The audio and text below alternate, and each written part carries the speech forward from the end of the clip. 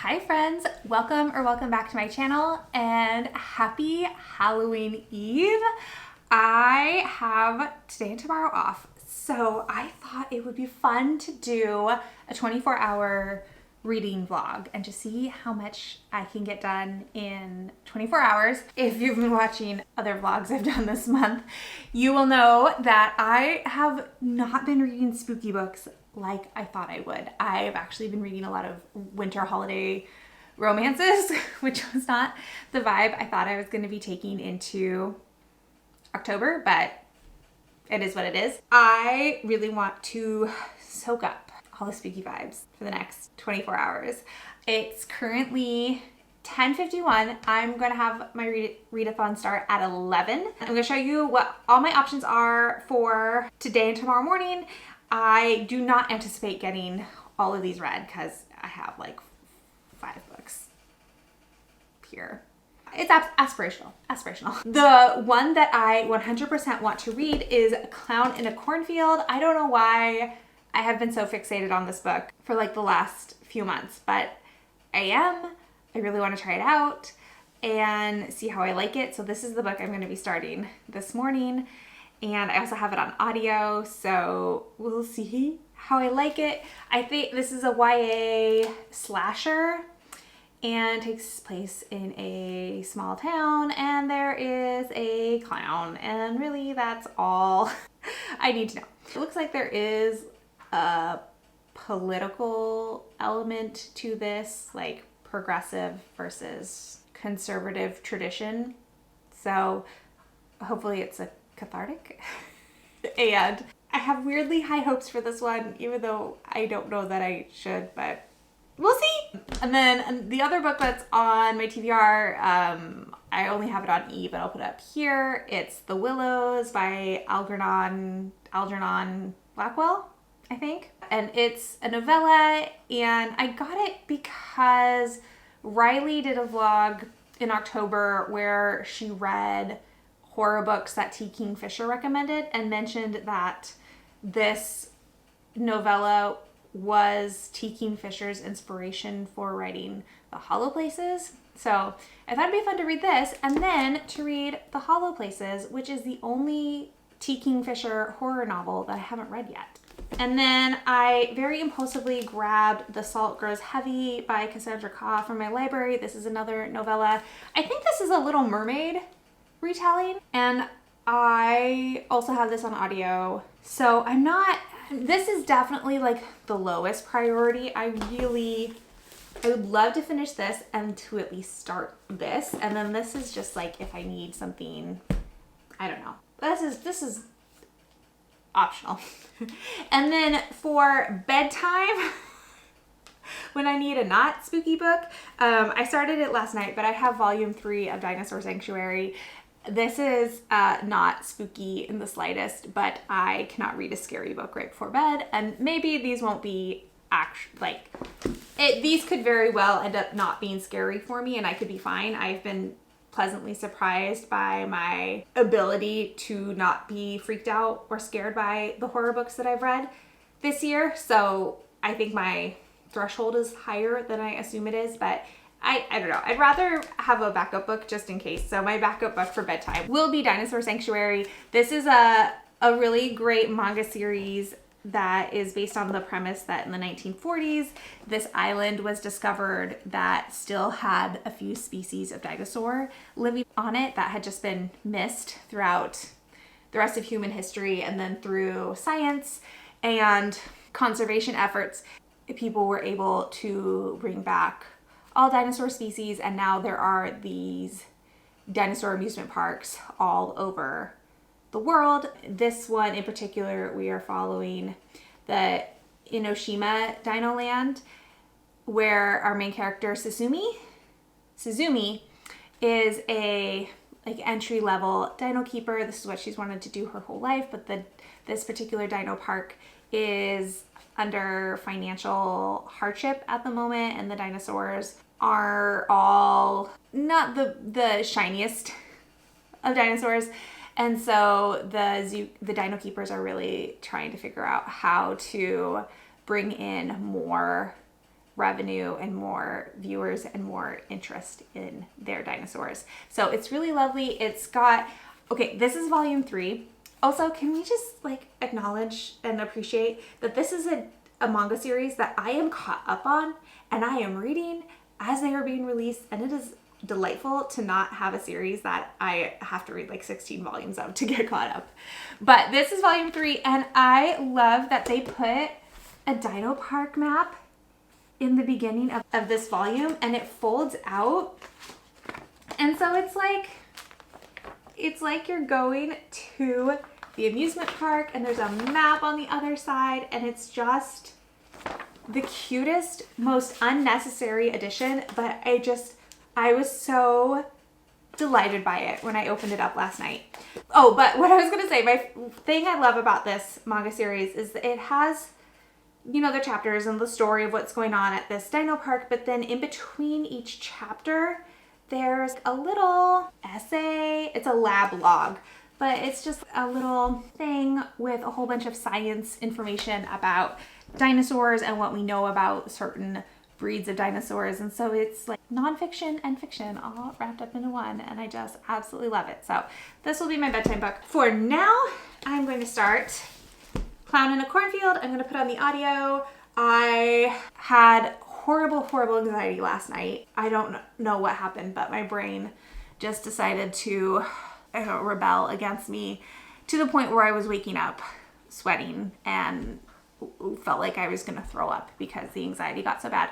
So I didn't sleep very much. So I'm pretty tired. I haven't yet decided how much energy I want to put out today. Ooh, pause. Okay, what was I saying? Oh, I haven't decided how much energy I want to put out in today. I did get extra coffee on my way back from dropping my youngest off at school. So for right now, I think while I listen, I'm going to put on some teeth whitening strips, and I'm going to do some bullet journaling stuff, and we'll see if I get around to a workout or any sort of exercise. I'm also finishing up editing a vlog that's going to go up on Wednesday, and yeah, we're just going to have a quiet day at home, which sounds so nice. So yeah, happy Halloween, friends!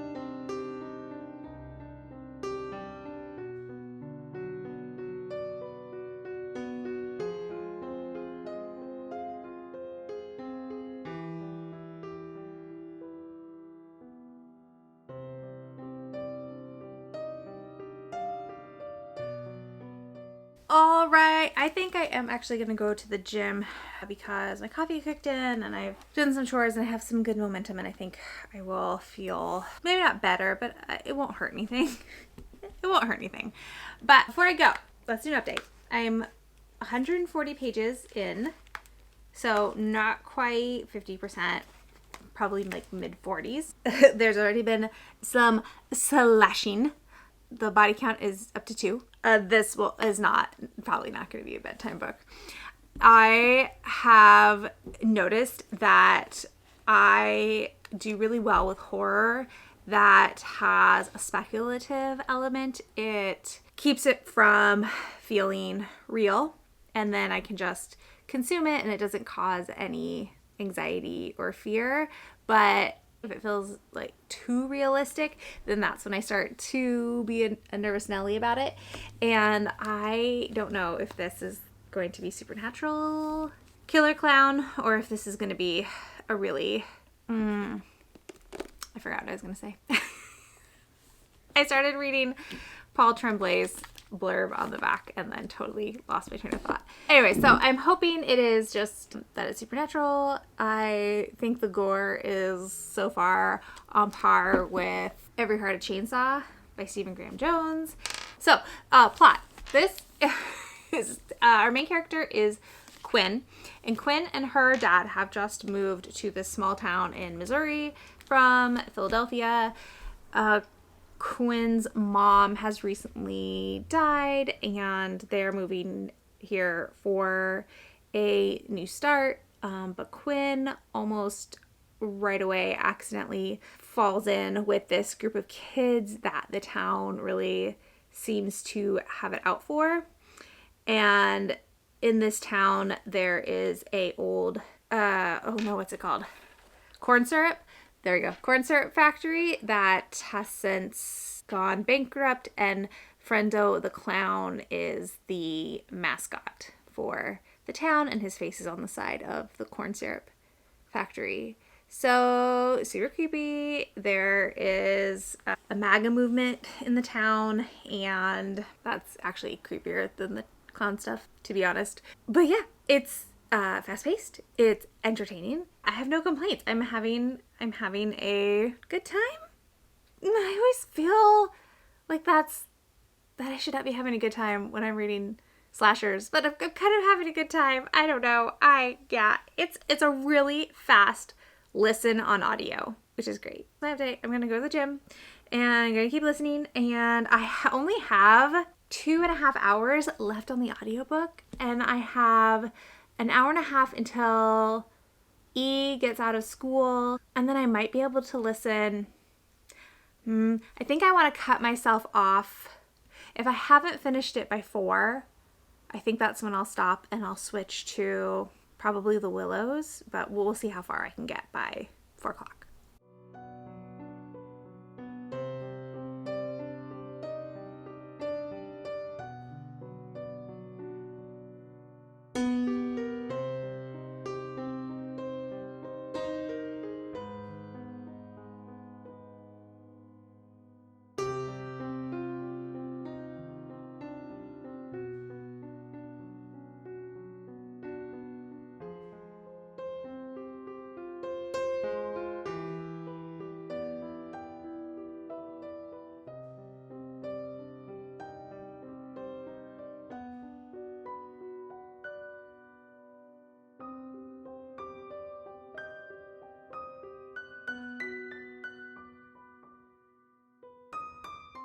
All right, I finished it. That was a wild ride. I think this is, not that I've read a lot of YA slashers, but I think this is the best paced YA slasher I've read so far. It didn't have a slow start. It didn't start too fast either. I think the pacing was really good. And once the action started, it was just nonstop. So I really liked it. It ended with an obvious there is another book ending, and I really want to read the other book and see what happens. And that was just weirdly such a good time. I'm so glad I finally read it and that I liked it. My impulse right now is to give it 5 stars, but I'm also like riding that adrenaline high of like reading such a fast-paced book.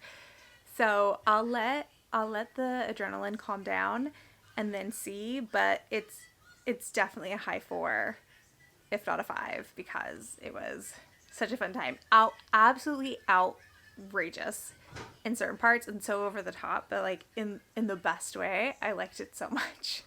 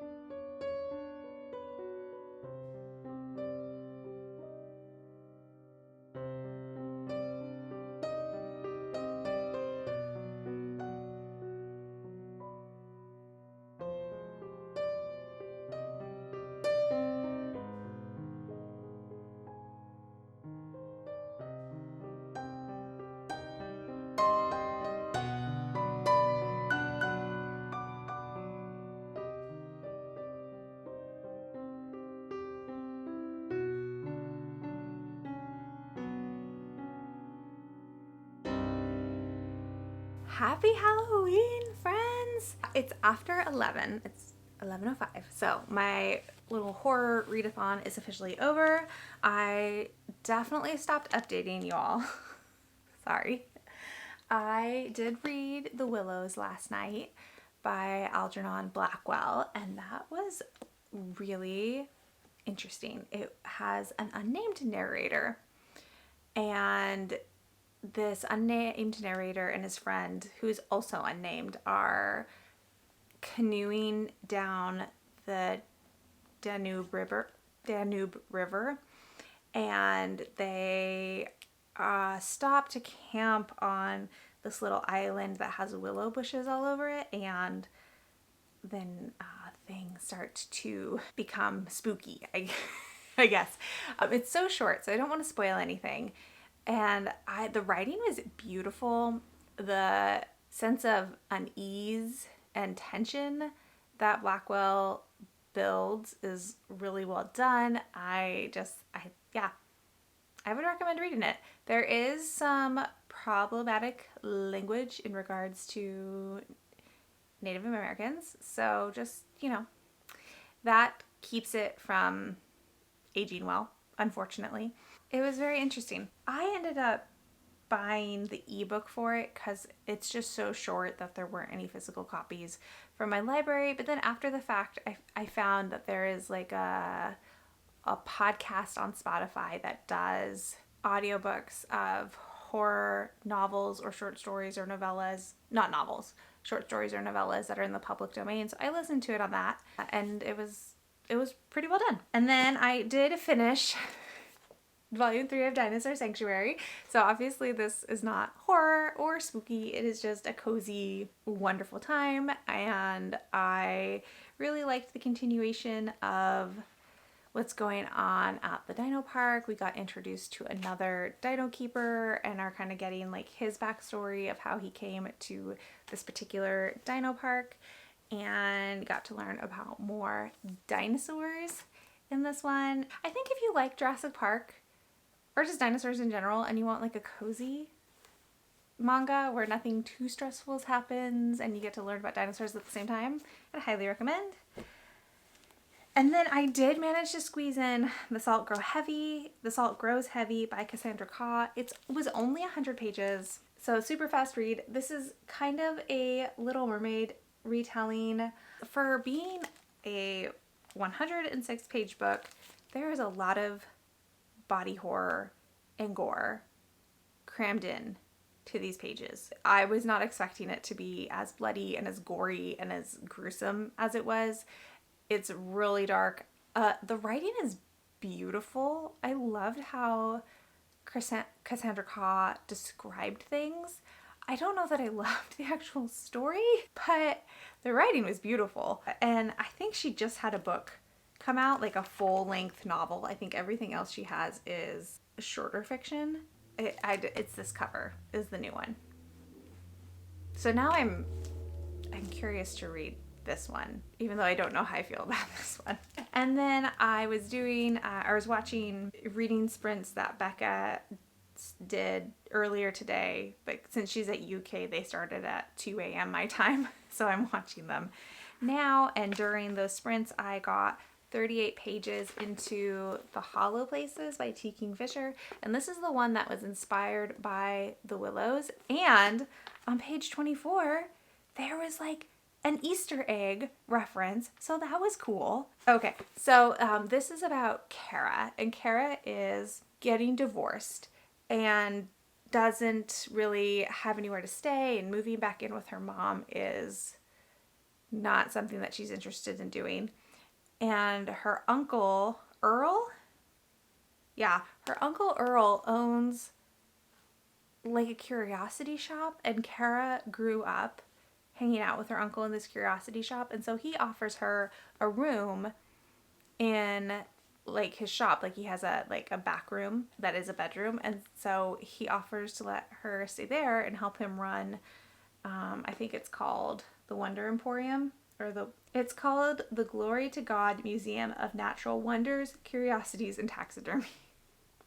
Anyway, so he offers a place for Kara to stay in exchange for helping him take care of the museum as he's having some health issues. And yeah, on page 24, they get a delivery, and it's a taxidermied otter, and the card says, "Carved corpse otter effigy, Danube area, circa 1900." And obviously, not a big deal, but if you've read the Willows, you're like, I know what that is. So, all in all, I think a very successful, what was this? Reading, readathon? Yeah, 24-hour readathon. That's what I was doing. Yeah, so all in all, very successful. I had a real good time. Obviously, I didn't get to finish The Hollow Places, but I'm going to keep reading it because I just love T. Kingfisher's style of horror, and this feels like it might be a good respite after how violent both The Salt Grows Heavy and Clown in a Cornfield was. But anyways, I hope you all had a wonderful Halloween and get to have a good spooky reading time and your favorite candy, and that you just have a great, or had, because this is now in the past, but a great Halloween. If you've made it this far in the video and you want to leave a comment but you don't know what to say, let's do a tree emoji, and I will talk to you all in the next one. Bye!